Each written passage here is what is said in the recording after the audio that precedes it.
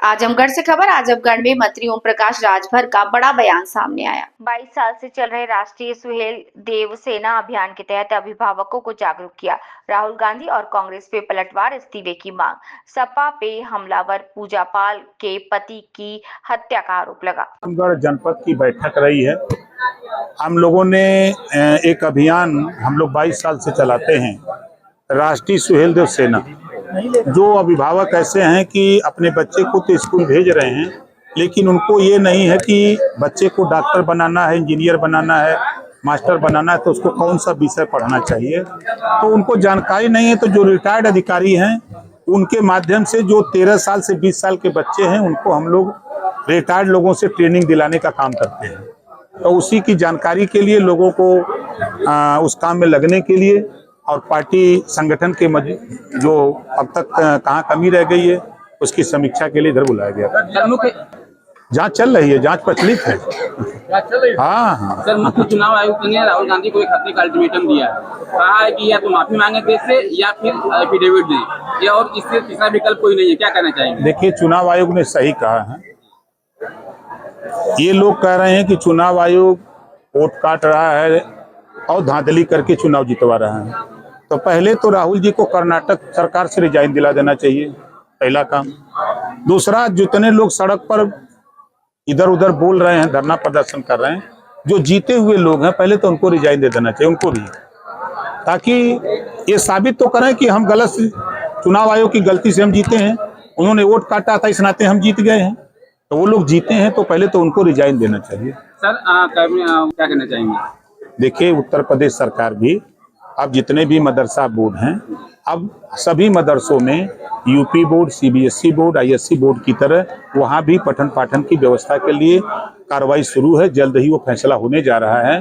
अब मुख्यमंत्री ने रोक लगा दी, जो नियुक्ति ये लोग कर लेते थे अब आयोग से अध्यापकों की नियुक्ति होगी। मुख्यमंत्री देखिए, समाजवादी पार्टी को सच सुनने की आदत नहीं है।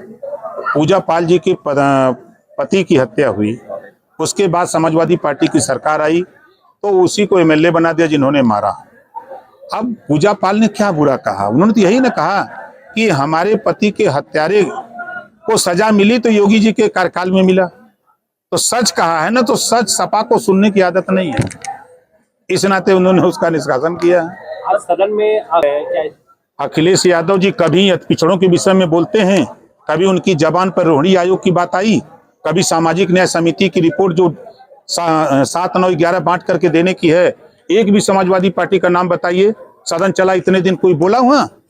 ये कभी रोहिणी आयोग पर बात नहीं करते, ये कभी सामाजिक न्याय समिति की बात नहीं करते, ये कभी पाल प्रजापति, बिंद केवट, मल्ला, राजभर, चौहान, आरा करके बंसी, बंजारा, बहेलिया, दुल्हा दुनिया अंसारी, साईं दर्जी, फकीर को हिस्सा देने की बात नहीं करते। ये वोट लेने की बात करते हैं, खाली वोट चाहिए इनको और कुछ नहीं चाहिए। मंत्री जी, तो सरकार तो थी 5 साल, माननीय अखिलेश यादव जी मुख्यमंत्री थे। अगर एक नजर से देखे होते तब कम से कम उनके साथ मुसलमान 20% वोट दिया, तो कम से कम 2.5 साल के बाद मुसलमानों को मुख्यमंत्री बना दिए होते। तब तो हम मानते कि एक नजर से देख रहे हो। आपने अपनी सरकार में किसको पूछा?